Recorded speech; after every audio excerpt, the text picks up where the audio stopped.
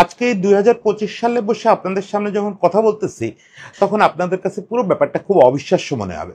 বিশেষত একদম যারা নতুন প্রজন্ম, যারা এই যে মেসির হাতে ট্রফি দেখেই শুরু করছেন বা 2-1 বছর আগে শুরু করছেন ফুটবল দেখা, তারা বিশ্বাসই করতে পারবেন না যে অন্তত 2016 সাল পর্যন্ত আর্জেন্টিনায় কি প্রবল ঘৃণা এক্সিস্ট করতো এই মেসির ব্যাপারে। মেসিকে কি প্রবল আর্জেন্টিনা বিদ্বেষী মনে করা হতো, স্বার্থপর মনে করা হতো, বাজে একজন নেতা মনে করা হতো, এবং মনে করা হতো যে সবকিছু থেকে লুকায় থাকতে চায়, পালায় থাকতে চায়, একটা চোকার, এরকম কথাবার্তা প্রকাশ্যে বলা হতো। মেসির বাড়িতে ঢিল মারা হতো, মেসির উপরে আক্রমণ করা হতো। মেসি আর্জেন্টিনার ইতিহাসে যত তারকা খেলোয়াড় আসছে, মানে টপ লেভেল তারকা খেলোয়াড় আসছে, 2016 সাল পর্যন্ত তার ভিতরে সবচেয়ে ঘৃণিত খেলোয়াড় ছিল আর্জেন্টাইনদের কাছে। সেই জায়গা থেকে মেসি আজকে তাদের ঈশ্বরের পুত্র। সেই 2016 সাল থেকে আজকে 2025 সাল, 9 বছরের ব্যবধান। এই 9 বছরে এই পৃথিবীতে এমন কিছু ঘটে গেছে, যার কারণে মেসিকে আজকে তারা বিশ্বাস করে যে শুধু আর্জেন্টিনার সবচেয়ে ভালোবাসার মানুষ তাই না, আর্জেন্টিনার জন্য আক্ষরিক অর্থেই তারা মনে করে যে ঈশ্বরের পাঠানো একজন মানুষ, এবং তার জন্য তারা প্রাণ দিতে প্রস্তুত থাকে। এই পুরো ব্যাপারটা কিভাবে ঘটলো? কেন মেসি আর্জেন্টিনায় এত ঘৃণার পাত্র হয়ে উঠছিল যে তার চেয়েও পপুলার হয়ে গেছিল টেভেস, এবং সে পপুলারের লিস্টে 5-এর মধ্যে ঢুকতে পারতেছিল না?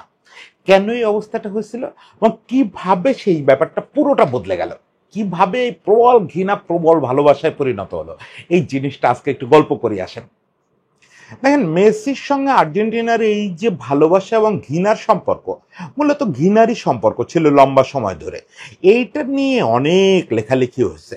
আপনি এখনই যদি আমার এই কন্টেন্ট দেখা বাদ করে আপনি যদি গুগল করেন, তাহলে দেখবেন যে অনেক বড় বড় জায়গায়, Telegraph, new York Times, BBC, অনেকে এ নিয়ে লিখছে। তারা বোঝার চেষ্টা করছে যে আসলে ঘটনাটা কি, কেন আর্জেন্টাইনরা মেসিরে সহ্য করতে পারে না। এটা নিয়ে খুব গবেষণা করছেন জেসমিন গার্ডস নামে একজন ভদ্রমহিলা। উনি আর্জেন্টাইন সাংবাদিক এবং রোজারিওরই মেয়ে উনি। এবং মজার ব্যাপার হচ্ছে উনি মেসির ছোটবেলায় দেখছেন, ফলে উনি ব্যাপারটা নিয়ে গবেষণাই করছেন। একদম 2022 বিশ্বকাপের পরে ওনার একটা গবেষণায় প্রকাশিত হয়েছে, এবং এইটার ভিত্তিতে ওনার বেশ কিছু সাক্ষাৎকারও প্রকাশিত হয়েছে, যেগুলো আমি পড়ছি। জেসমিন ওখানে দাবি করতেছেন যে যারা মনে করেন যে মূলত 2014 থেকে 2016 3টা ট্রফি মিস করা, মানে 3টা ফাইনালে গিয়ে হেরে যাওয়াটাই মেসি ঘৃণার কারণ, তারা হিস্ট্রিটাকে অ্যাভয়েড করেন। অ্যাকচুয়ালি মেসিকে আর্জেন্টাইনরা দেখতে পারে না তার ছোটবেলা থেকেই। আর্জেন্টাইনরা মনে করে যে ও আমাদের না। এই মনে না করার কারণ উনি সাইকোলজিক্যালি ব্যাখ্যা করছেন, সোশিও ইকোনমি দিয়ে ব্যাখ্যা করছেন। সেটা আমাদের একটু বোঝা দরকার। কেন? দেখেন, আর্জেন্টিনার একটা কমন ফেনোমেনা হচ্ছে এইটা, সেই 78-এ ওদের যখন ওই যে আপনার এক নায়করা ডিক্লেয়ার করলো যে আর্জেন্টিনার খেলোয়াড়রা বিদেশে খেলতে পারবে না, জাতীয় দলে খেলতে গেলে ইউরোপিয়ান লিগ বা অন্য কোথাও খেলতে পারবে না। এটা নিয়ে তো প্রচুর জলগোলা হলো, কিন্তু তারপর থেকে একটা কমন ট্রেন্ড দাঁড়ালো যে আর্জেন্টাইন খেলোয়াড়রা ইউরোপে খেলতে আসে, ঠিক আছে, পরে তো আর ওই নিয়ম থাকলো না, কিন্তু তারা একটা সময় পর্যন্ত আর্জেন্টিনার লোকাল ফুটবলে খেলে আসে। মানে তারা river plate, Boca Juniors, Newell old boys, এগুলোতে একটু দাপায় আসে। মানে তারা আর্জেন্টাইন লোকাল হয়ে তারপরে ইউরোপে আসে। কিন্তু মেসি তো কার্যত স্পেনেই বড় হয়ে উঠলো, বার্সেলোনাতেই বড় হয়ে উঠলো। মেসিকে আপনি যদি ট্রেস করেন, তাহলে রোজারিওতে তার ফুটবলার হিসাবে খুব বেশি অস্তিত্ব পাবেন না। ওই নিউয়েল ওল্ড বয় যে পিচ্চি মেসি, সেই মেসির আর কতটুক স্মৃতি আছে? আপামর আর্জেন্টাইনদের কাছে তো তার কোনো স্মৃতি নাই। তারা তার প্রথম নামই শুনছে যখন বার্সেলোনার হয়ে অভিষেক হয়েছে, তারপরে। এখন তারা দেখতেছে যে এই লোকটারে আর্জেন্টাইন বলে দাবি করা হচ্ছে, কিন্তু ও তো আমাদের আর্জেন্টাইন না। হ্যাঁ, তারা অনেক কিছু ঠিক পাচ্ছে না, যে কই, ও তো আমাদের কোনো ক্লাবে খেলে নাই, আমাদের বোকা না, আমাদের রিভার প্লেট না, আমাদের নিউয়েল ওল্ড বয়েজ না, আমাদের কোনো পরিচিতি তো ওর ভিতরে নাই। এখন সে কার্যকারণটা তো তারা কোথায় দেখবে না? দুনিয়ার কোথাও পাবলিক কখনো কার্যকারণ দেখে না যে মেসির মা বাবা কিভাবে রিভার প্লেটের লোকেদের কাছে গিয়ে ধরাধরি করছে যে আমার ছেলেটাকে আপনারা নেন, শুধু ওর ট্রিটমেন্টের খরচটা বহন করেন। আপনারা জানেন যে মেসি খুব ছোটবেলা থেকে, একদম বাচ্চা বয়সে ধরা পড়লো হরমোন ডেফিসিয়েন্সি সিনড্রোম, এবং এইটার চিকিৎসা তো ভয়াবহ দামি, ভয়াবহ দামি। মানে যদি তারা ধনী পরিবারও হতো, আর্জেন্টাইন ধনী পরিবার, তারপরেও ওই চিকিৎসা করানো কঠিন ছিল। সেখানে মেসির বাবা হচ্ছে একজন খনি শ্রমিক, মেসির মা হচ্ছে মানুষের বাড়িতে ওই যে আমরা বলি ছুটা বুয়ার কাজ করা, ওরকম ছুটা বুয়ার কাজ করতেন। এছাড়া সিটি কর্পোরেশনে চাকরি করতেন। মানে সব মিলে দিন আনি দিন খাচ্ছেও খারাপ পরিস্থিতি। মেসির বাবার এর মধ্যে হরে মেসির একটা আগ্রহ ছিল ফুটবল নিয়ে, সেই কারণে ওরে নিউয়েল ওল্ড বয়েজের ওখানে নেওয়া বা ওই রোজারিওতে টুকটাক খেলার ব্যবস্থা করা। কিন্তু নিউয়েল ওল্ড বয়েজের ওই সামর্থ্য ছিল না তখন, তারা যে এইরকম একটা ট্রিটমেন্ট করাবে এত টাকা দিয়ে এই সামর্থ্য ছিল না। হ্যাঁ, রিভার প্লেট শুরুতে রাজি হয়েছিল। রিভার প্লেট বলছিল যে ওকে এই যে ইঞ্জেকশনটা দিতে হয় প্রতি সপ্তাহে একটা ইঞ্জেকশন দিতে হতো, সেটার দামটা আমি ভুলে গেছি, বিপুল অঙ্ক মার্কিন ডলারেই একটা বিপুল অঙ্ক। তারপরে রিভার প্লেট এটা রাজি হয়েছিল, এটার জন্য রিভার প্লেটের সঙ্গে একটা বড় চুক্তি করতে হতো। সে চুক্তিতে মেসির পরিবারের কোনো আপত্তি ছিল না, কিন্তু সেই জিনিসটা শেষ পর্যন্ত রিভার প্লেটের বোর্ড অ্যাকসেপ্ট করে নাই। আমি রিভার প্লেটকেও দোষ দিই না। দেখেন, এই ধরনের বাজি ধরা কিন্তু খুব কঠিন। যেটা কার্লোস টেক্সাস ধরছেন, মানে বার্সেলোনা ধরছে, এটা বার্সেলোনার বিশাল ফান্ডিং আছে এবং বার্সেলোনার স্কাউটদের চোখ অনেক বেশি পরীক্ষিত, ফলে তারা ঝুঁকিটা নিতে পারছে। রিভার প্লেটের জন্য এটা খুব কঠিন যে এত টাকা ইনভেস্ট করব, এত টাকা, এটা তো সাধারণ ইনভেস্টমেন্ট না। এই বয়সে একটা সাধারণ খেলোয়াড় কিনলাম, কিনে পরে একটা ইউরোপিয়ান ক্লাবের কাছে বেচে দিলাম, এই সাধারণ ব্যবসায় তো এই টাকা উঠবে না, কত গুণ টাকায় বিক্রি করতে হবে তাহলে যদি টাকা ওঠে। ফলে বোর্ড খুব স্বাভাবিকভাবে শেষ পর্যন্ত এটাতে পিছিয়ে আসলো। তখন মেসির বাবা বিভিন্ন ইউরোপিয়ান এজেন্টদের সঙ্গে যোগাযোগ করলেন, শেষ পর্যন্ত বার্সার এজেন্টরা নিয়ে গেল, কি কি হলো তো আপনারা জানেন। কিন্তু ওখান থেকেই আসলে ব্লান্ডারটা শুরু। যে ছেলে বার্সেলোনায় বড় হয়ে উঠছে, যে ছেলে নিজেকে অনেকটা কাতালান মনে করে, যে ছেলে ঠিক মতো আর্জেন্টাইন স্প্যানিশ বলতে পারে না। আপনারা জানেন আর্জেন্টাইন স্প্যানিশ আর ওই স্পেনের স্প্যানিশের মধ্যে একটু পার্থক্য আছে, একটু না মেলা পার্থক্য আছে, আমি এটার প্রত্যক্ষদর্শী যে কিরকম পার্থক্য। যাই হোক, এইগুলো নিয়ে সে সময় থেকেই তারা ক্ষুব্ধ। এই ক্ষোভের আর একটা বড় কারণ হচ্ছে মেসি যখনই আর্জেন্টিনায় আসে, ও তো যুব দলে খেলার জন্য, জাতীয় দলে খেলার জন্য আর্জেন্টিনায় যাতায়াত শুরু করলো, 2006 বিশ্বকাপেই খেলে ফেললো। আর্জেন্টিনায় আসে বা আর্জেন্টিনা নিয়ে কথা বলে, ওই মাতলামিটা তো করে না। মাতলামি মানে কি খোঁজে আর্জেন্টিনার লোকজন, এইটা হচ্ছে বড় পয়েন্ট। প্রথমত তো তারা যেহেতু তাদের ক্লাবে খেলে নেয়, ওনারশিপটা কম ছিল, ঘৃণাটা ছিল না, অপছন্দটা ছিল না। সেই অপছন্দটা শুরু হলো মূলত দিয়েগোর সঙ্গে তুলনায়। মানে লাতিনরা কাদের হিরো ভাবে, এইটা হচ্ছে খুব ক্রুশিয়াল একটা কোশ্চেন, যে লাতিনরা কাদের হিরো ভাবে। এটা শুধু আর্জেন্টিনার না, এটা ব্রাজিল, চিলি, বলিভিয়া, সব জায়গায়। এইটাও যে জেসমিন বলতেছিলেন যে লাতিনদের হিরো কিন্তু খুব ভদ্রস্থ না। লাতিনদের যদি আপনি ঈশ্বর আকার সুযোগ দেন, সেই ঈশ্বর আপনি দেখবেন যে মাতলামি করতেছে, সেই ঈশ্বর দেখবেন প্রকাশ্য রাস্তায় নেমে মানুষ পিটাচ্ছে। মানে ওরা ওদের হিরো দেখে ওরকম। এটাই হয় পৃথিবীর সভ্যতায়, যে সভ্যতায় তারা তাদের দেবতা আঁকছে নিজেদের মতো করে। ফলে আর্জেন্টাইন বা লাতিন জায়গাটা কি, বেশিরভাগ লোক তো স্লামে থাকে, মানে বস্তিতে থাকে। তাদের কাছে জীবনটা হচ্ছে যে বিকালে ফুটবল খেলবো, রাতভর মদ খাবো, সকালবেলায় উঠে অমুকরে পিটাবো, তমুক করবো, ড্রাগ, অমুক তমুক, এই হচ্ছে লাইফ, তাই না? এর ভিতর থেকে যে যে হিরোর ভিতর তারা ওই বৈশিষ্ট্যগুলো দেখে, তারা হচ্ছে তাদের হিরো। এখন সেই জায়গাটায় একটা বেঞ্চমার্ক তৈরি করে ফেলছে পুরো লাতিন আমেরিকার জন্য, বা বলা যায় পুরো পৃথিবীর জন্য। সেটা নেপলস বলেন, আর্জেন্টিনা বলেন, দিন দুনিয়ার সব জায়গার গরিব মানুষ, গরিব এবং এই যে ডান পিটে মাস্তান বখাটে এইসব মানুষের একটা ওয়ার্ল্ড ওয়াইড হিরো হচ্ছে ম্যারাডোনা। কেন? সে ওই যে বস্তি থেকে উঠে এসে ইউরোপ জয় করছে, বস্তি থেকে উঠে এসে বিশ্ব জয় করছে, সে একদিন ওই বস্তির কালচার ছাড়ে নাই। মানে তার ওই যে অ্যাটিটিউড, যে ভদ্র হব না, এই বুশের মেয়ের সঙ্গে হাত মিলাবো না, এই সাংবাদিক বেপরোয়া কোশ্চেন করছে ঘুষি মারবো, আবার সাংবাদিক ক্যামেরা তাক করছে এই আর গান দিয়ে শুট করবো, অমুক জায়গায় এরে পিটাবো, তমুক করবো, ড্রাগ নিব, অসুস্থ হয়ে পড়ে থাকবো, এবং কথায় কথায় আর্জেন্টিনা বলে চিল্লাপাল্লা করবো। মানে যত খেলবো, খেলবে তো, ম্যারাডোনার খেলা নিয়ে তো আর প্রশ্ন করতেছি না, মানে যেমন মাঠে খেলবো তার 10 গুণ হচ্ছে মুখে চিল্লা পাল্লা করবো যে Argentina is my heart, Argentina is my heart, jersey উড়াবো, অজ্ঞান হয়ে পড়ে যাব। মানে এভরিথিং ইজ মেলোড্রামাটিক, মেলোড্রামাটিক। এই যে মেলোড্রামাটা, এটা তো ছিটে ফোটা মেসির মধ্যে নাই। মেসির মুখেই আপনি একটা কথা বের করতে পারবেন না। মেসি যে মুখ ফুটে বলবে যে আর্জেন্টিনার জন্য আমি জীবন দিতে পারি, ওই ছেলে তো সে না। সে চায় যে ওকে আমি আর্জেন্টিনার জন্য জীবন দিতে পারি, এটা মানুষ এমনি বুঝবে। এমনি এমনি বোঝার জাতি তো আর্জেন্টাইনরা না। ইনফ্যাক্ট দুনিয়ার কোনো জাতির সাধারণ মানুষ এমনি এমনি কিছু বোঝে না, আপনাকে মেলোড্রামা করেই বুঝাইতে হবে। আপনি আমার দেশেও যদি খেলাধুলার দিকে তাকান, তারাই পপুলার যারা মেলোড্রামা করতে পারে। আমি নির্দিষ্ট কারো দিকে আঙুল তুলতেছি না, কিন্তু এটা আপনি দেখবেন পারফরমেন্স তারকা তৈরি করে না, মেলোড্রামা পারফরমেন্স তৈরি করে। এই মেলোড্রামা যারা করতে না পারে তারা পড়ে বিপদে। মেসি সেই বিপদে পড়লো। মেসি যে কারো চেয়ে চুপচাপ, এক তো ওর ওই যে আপনার হরমোনজনিত সমস্যার কারণে ও একটু ইন্ট্রোভার্ট, ও কিন্তু খুব ইনার সার্কেলে ছাড়া এই ইদানিং গত 2021-22 থেকে সে একটু এক্সট্রোভার্ট। আজকাল দেখি অনেকের সঙ্গে বাদরামি করে বেড়ায়, পিচি পোলাপানের সঙ্গেও, টিমের পিচি পোলাপানের সঙ্গে দুষ্টুমি করে, নেইমার, এমি মার্টিনেজ এদের সঙ্গে এসব করে বেড়ায়। কিন্তু একটা সময় পর্যন্ত 15-16 পর্যন্ত তো চরম রিজার্ভ একটা ছেলে ছিল। বার্সেলোনার ওই লা মেসিয়া গ্রুপ ছাড়া দিন দুনিয়ার কারো সঙ্গে ওর ওরকম খাতির ছিল না। ও না, বললাম আর একটা গ্রুপের সঙ্গে খাতির ছিল, সেটা হচ্ছে যে আর্জেন্টিনা যুব দলে যাদের সঙ্গে উঠে আসছে, এই ডি মারিয়া, তারপরে কুন আগুয়েরো, এই যে ব্যাসটা বা এখনো ওটামেন্ডি আছে, এই যাদের সঙ্গে উঠে আসছে এদের সঙ্গে আবার বিরাট খাতির। এছাড়া কারোর সঙ্গে মিশতে পারে না, কারোর সঙ্গে কথা বলতে পারে না, কারোর যে বুক ফুটে বলবে যে ভাই আমি এই আকাশি নীল জার্সির জন্য জীবন দেওয়ার জন্য প্রস্তুত আছি, এই জার্সিটার দাম আমার কাছে এই, তো এইটা বলবে না, সে জীবনেও বলবে না। ওদিকে তারা নিয়ে ওইসব লেখা হচ্ছে এবং এই জিনিসটা পুরো নোংরামি পর্যায়ে গেল 2016 সাল পর্যন্ত। হ্যাঁ, 2014-তে মেসি আর্জেন্টিনার হয়ে যা খেলছে, ইভেন আমাকে যদি বলেন তাহলে 2010 ছিল মেসির সেরা পারফরমেন্স, মানে বিশ্বকাপের কথা বলতেছে, বিশ্বকাপ ছাড়াও তো মেসি আর্জেন্টিনার দুর্দান্ত সব পারফরমেন্স করছে। শুধু বিশ্বকাপ যদি বিবেচনায় নেন, 2010 বিশ্বকাপে যে প্লে মেকিং করছে, যে বিউটিফুল ফুটবল আর্জেন্টিনার হয়ে মেসি খেলছে, আজও পর্যন্ত তা খেলছে কিনা আমার সন্দেহ আছে। আপনারা আমার কথা বিশ্বাস না হলে 2010-এর প্রত্যেকটা ম্যাচ রিপিট করে দেখেন, এক একটা ম্যাচে মেসির যে এফোর্ট এবং মেসির যে পারফরমেন্স অবিশ্বাস্য, অবিশ্বাস্য। আজ পর্যন্ত আমি এটা খুব একটা দেখি নাই।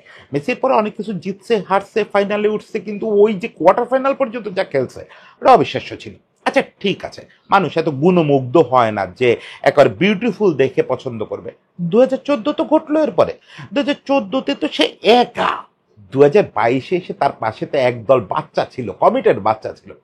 2014-তে কার্যত একা ফাইনালে টেনে নিয়ে গেল টিমটাকে। হ্যাঁ, ডিমারিয়া ছিল, প্রচন্ডভাবে ছিল ডিমারিয়া তার সঙ্গে, বাকি তার বন্ধু বান্ধবরা কিন্তু তাকে কেউ, সবাই ডুবাইছে। বরং ওই যে বলা হয় হিগুয়েন হচ্ছে শেষ লোক যে কফিন ডুবাইছে, হিগুয়েন না ডুবাইলে 2014 সালে সে তো ট্রফি জিতে ফেলে।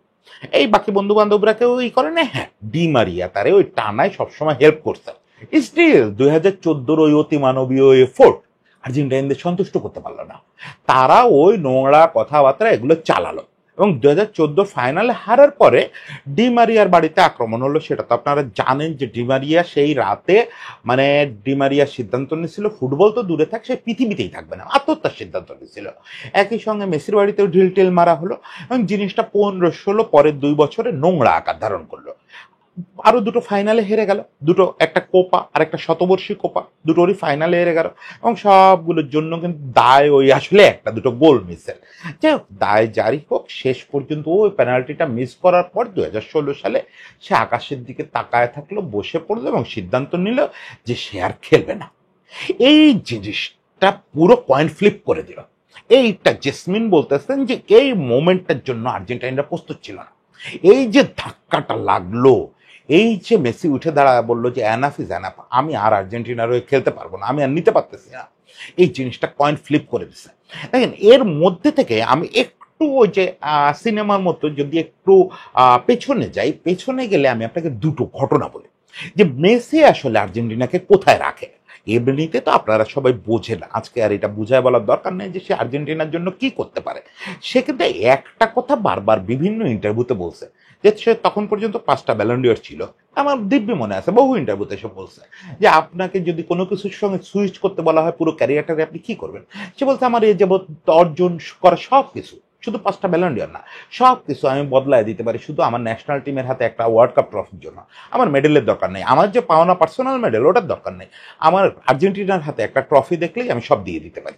ফলে মেসি যে কি প্রবলভাবে আর্জেন্টাইন, কি প্রবলভাবে আর্জেন্টাইন, এটা বুঝায় বলার দরকার নেই। তবে আমি ছোট দুটো ঘটনা বলি। প্রথমত হচ্ছে ডিমারিয়ার সঙ্গে তার একটা কথোপকথন। ডিমারিয়া তখন পিএসজিতে খেলে, মেসি বার্সায় খেলে, বার্সেলোনা হেরে গেছে ওই ম্যাচটা। ডিমারিয়া এসে মেসির সঙ্গে কথা বলতেছে, ওই ম্যাচ ছাপায় ডিমারিয়া পরে এটা স্মৃতিচারণ করছে। হঠাৎ করে ডিমারিয়া বলছে যে ফরগেট ইট, এই ক্লাবের কথা, নেক্সট তো আমাদের আবার বাছাই পর্বের ম্যাচ আছে, এবার আসো একটা ফাইনাল ফাইট দেই।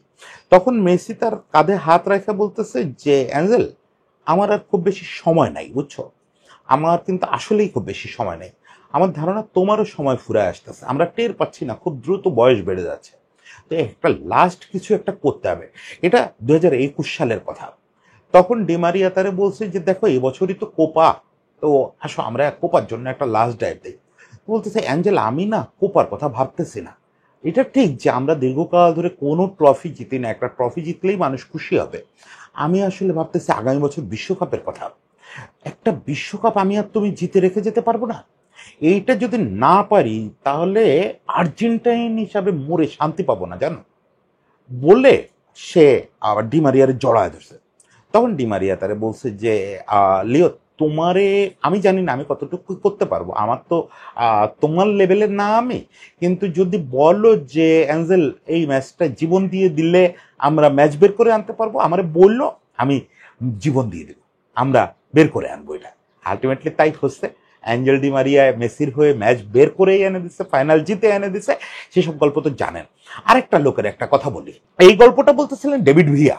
ডেভিড ভিয়া যখন বার্সেলোনায় থাকা অবস্থায় তো 2010 বিশ্বকাপ জিতলে স্পেন, তো ওই যে বিশ্বকাপ ট্রফি নিয়ে আসছে, এটা তো সবসময় করে সব দল, যে বড় কোনো অ্যাচিভমেন্ট হইলে ক্লাবে তার ওইটার একটা প্রদর্শনী হয়। আর অ্যাকচুয়ালি 2010 স্পেন যে বিশ্বকাপটা জিতলো ওটা তো বার্সেলোনার বড় একটা অংশ ছিল। বার্সেলোনার খেলোয়াড়রা প্রায় সবাই ছিল ওখানে, 6-7 জন ছিল। ফলে একটা বার্সেলোনার বিশ্বকাপ জয়ের মতো সবাই এসে সেলিব্রেট করতেছে, মেসি পাশে দাঁড়ায় হাতে তালি দিচ্ছে। ওখানে ওই যে ট্রফি প্রদর্শন হয়, তারপর স্টেডিয়ামে লোকজন থাকে, অনেক অনুষ্ঠান হয়, তো ওখানে মেসি পাশে দাঁড়ায় হাতে তালি দিচ্ছে। স্বাভাবিকভাবে মুখটা খুব মলিন। ভিয়া ব্যাপারটা খেয়াল করছে। ভিয়া হচ্ছে সবাই আনন্দ করতেছে, ভিয়া আস্তে আস্তে হেঁটে মেসির কাছে এসে দাঁড়াইছে।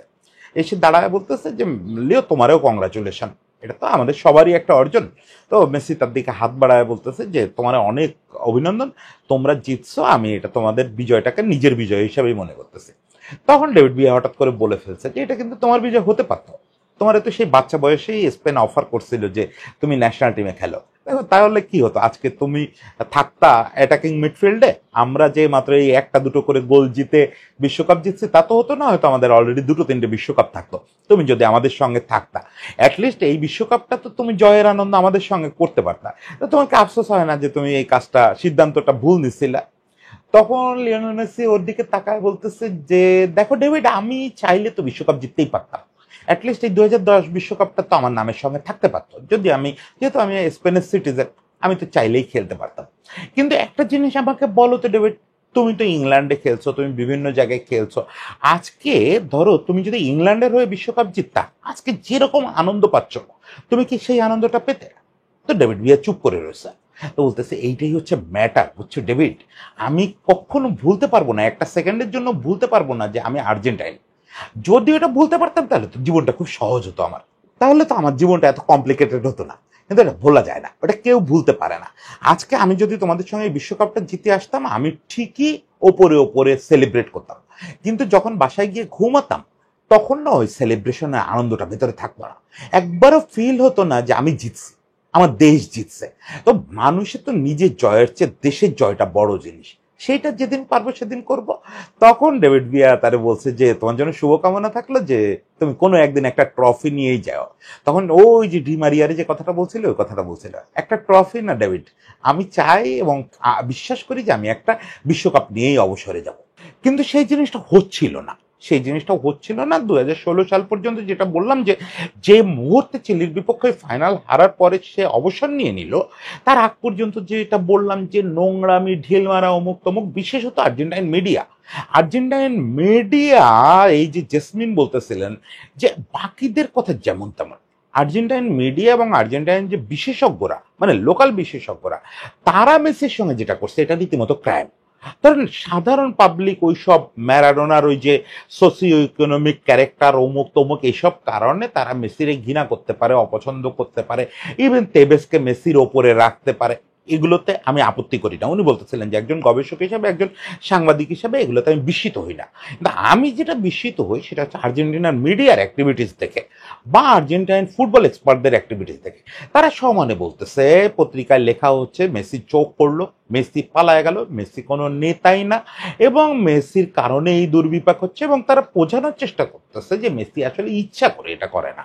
এবং এটা আর্জেন্টিনা তারা এস্টাবলিশ করে ফেললো ইন দ্য মিন টাইম, যে মেসি বার্সেলোনায় যেটা ওয়ান ম্যান শো করে so called one man show বার্সেলোনায় করে, সেটা ইচ্ছা করে সেখানে করে না। এবং এমনও বলা হলো, নোংরামির কোন পর্যায়ে গেল ব্যাপারটা, যে এমনও অভিযোগ তোলা হলো যে মেসি মূলত ক্লাবের জন্য নিজেকে বাঁচায় রেখে খেলে। মানে একটা ব্যাপার আছে না, ক্লাবের হয়তো ফুল সিজন খেলতে হবে, ফলে ইনজুরি মুক্ত থাকা, অমুক তমুক, সেসব কারণে মেসি ফুল এফোর্ট দেয় না আর্জেন্টিনার হয়ে, কখনোই ওই জন্য সলো রানটা করে না, কখনোই ওই মারাত্মক ঝুঁকি নেয় না, এগুলো তারা অভিযোগ করলো। এসব অভিযোগের এগেনস্টে আপনি কি জবাব দেবেন? কয়টা ফুটেজ দেখাবেন? চাইলে তো শত শত ফুটেজ দেখানো যায় যে মেসি বার্সেলোনার চেয়ে অনেক বেশি এফোর্ট দিচ্ছে, অনেক বেশি ঝুঁকি নিচ্ছে আর্জেন্টিনার হয়ে। কিন্তু যারা দেখবে না তাদেরকে আপনি কিভাবে বুঝাবেন? ফলে এই কথাগুলো এস্টাবলিশ হয়ে গেল, মেসি আর নিতে পারতেছিল না 2016 সালে। ফলে সে বসে পড়লো, সে বললো আমি আর পারবো না। এবং জেসমিন বলতেছেন যে এটা আসলে ছিল একটা কয়েন ফ্লিপ করা। কয়েনের এক সাইডটাই কেবল এতদিন পৃথিবী দেখছে, আদার সাইডে কি ছিল? আদার সাইডে ছিল পুরো আর্জেন্টিনার হাজার হাজার কিশোর ফুটবলার, হাজার হাজার কিশোর ফুটবলার। এরা মিডিয়া দ্বারা প্রভাবিত না, এরা সাধারণ মানুষের মতো ওই পাগলা চিন্তায় চলে না, এরা কোনো স্রোতে ভাসা না, এরা জানে মেসি কে, এদের কাছে মেসি কি। এরা শুরু করলো শাউট করা যে don't go Leo, don't go লিও। জিনিসটা কয়েকদিনের মধ্যে এমন একটা আকার ধারণ করলো যে একটা সোশ্যাল মুভমেন্টের মতো হয়ে গেল। একদিকে মেসির সতীর্থরা, যারা মেসির সঙ্গে কোনো না কোনো সময় খেলছেন, খোদ জানেতি থেকে শুরু করে আজকের লিওনেল স্কালোনিও তখন তো সাবেক সতীর্থ, তখন তো কোচ না, সবাই পোস্ট করতেছেন যে লিও যেও না, লিও যেও না। এবং বাচ্চা বাচ্চা ফুটবলাররা, সেই বাচ্চারা কারা? সেই বাচ্চাদের নামগুলোই হচ্ছে মজাটা। হাজার হাজার বাচ্চাই চিৎকার করছে, রাস্তায় নেমে চিৎকার করছে। ইভেন আর্জেন্টিনার বিভিন্ন শহরে, শুধু রোজারিওতে না, বিভিন্ন শহরে মেট্রো স্টেশনে সারা দিন নিয়ন বাতি জ্বলে থাকতো, ডোন্ট গো লিও, লিও যেও না, ওদের ভাষায়, স্প্যানিশ ভাষায় লেখা থাকতো। এবং ওই যে বললাম, কিশোর ফুটবলাররা একটা মুভমেন্টের মতো শুরু করে দিল।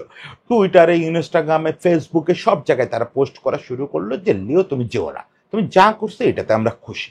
এবং এদের সবার প্রতিনিধিত্ব করলো একটা ছেলে একটা চিঠি দিয়ে, সেই ছেলেটার নাম এনজো ফার্নান্দেস। এবং ওই যে বললাম যে কিশোররা এটা করলো, এই কিশোরদের মধ্যে অনেককেই এখন আপনি মেসির সঙ্গে মাঠে দৌড়াইতে দেখেন।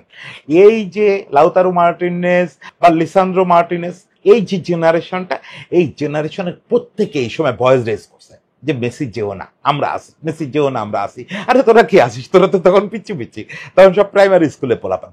কিন্তু ওরাই আসলে বাঘটা বদলায় দিল। এবং সেইটার প্রতিনিধি হয়ে বলা যায় সবার ভয়েস হিসেবে একটা চিঠি লিখলো এনজো ফার্নান্দেজ সোশ্যাল মিডিয়ায়। ও তো আর মেসিরে রিচ করে চিঠি পৌঁছায় দিবে সে অবস্থা নাই, ও নিজেও তখন বাচ্চা। ফলে ও একটা দারুণ একটা চিঠি লিখলো। এটা আমার মনে হয় আপনাদের প্রত্যেকের পড়া উচিত। আমি দেখি চিঠিটার লিঙ্কটা ইয়েতে দিয়ে দিব, আজকে কমেন্ট বক্সে দিয়ে দিব। আমার ধারণা সবাই অলরেডি এই মহাকাব্যিক চিঠি পড়ছেন।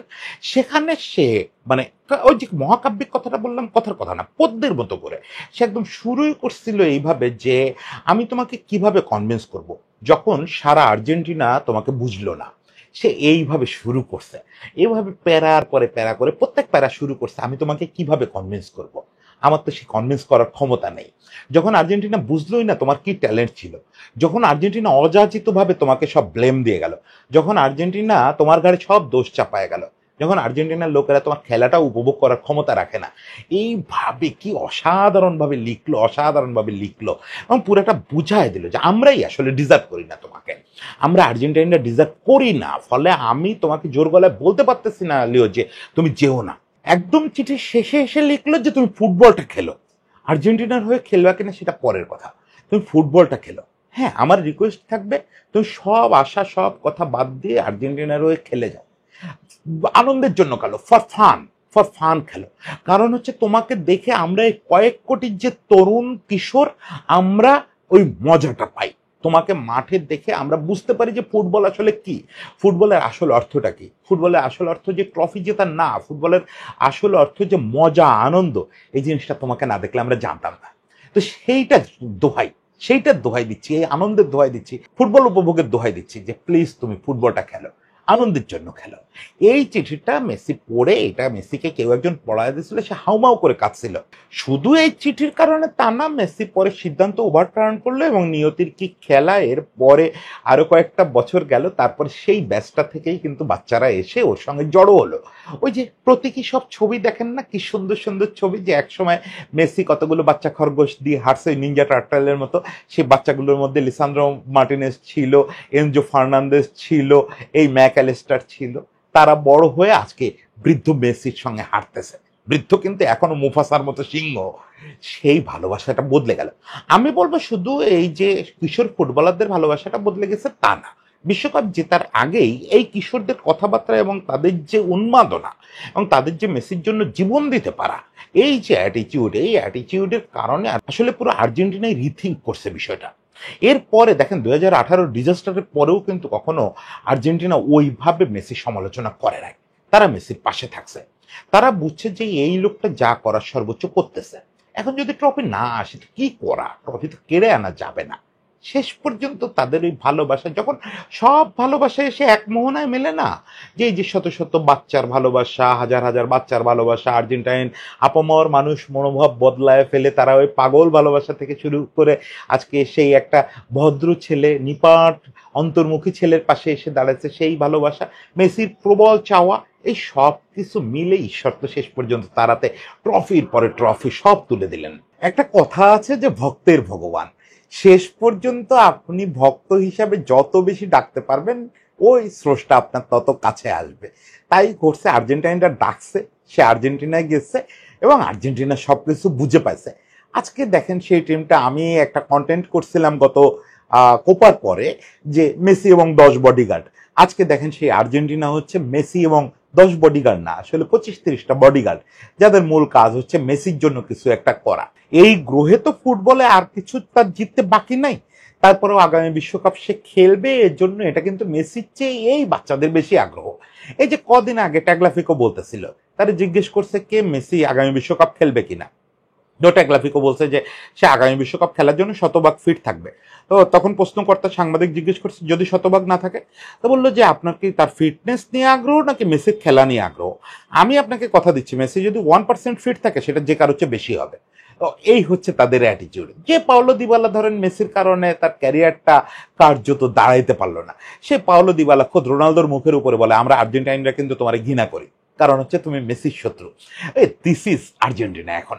সেই আর্জেন্টিনা, যে আর্জেন্টিনা একদিন তার এই পুত্ররে অ্যাকসেপ্ট করতে পারে নাই, এই পুত্ররে তারা ওই যে ইসের মতো করে ত্যাগ করে দিয়ে আসছিল, ঘৃণা করছে, সেই আর্জেন্টিনা আজকে বরণ করে নিছে, তারাই আজকে বুক পেতে নিছে। শেষ পর্যন্ত সেই কথা, সাফল্যের অনেক পিতা আছে, ব্যর্থতার কেউ নাই। যাক, শেষ পর্যন্ত সাফল্য দিয়ে অনেক পিতা কিনতে পারছে মেসি। সবাইকে শুভেচ্ছা, আর্জেন্টাইনদের জন্য ভালোবাসা থাকলো।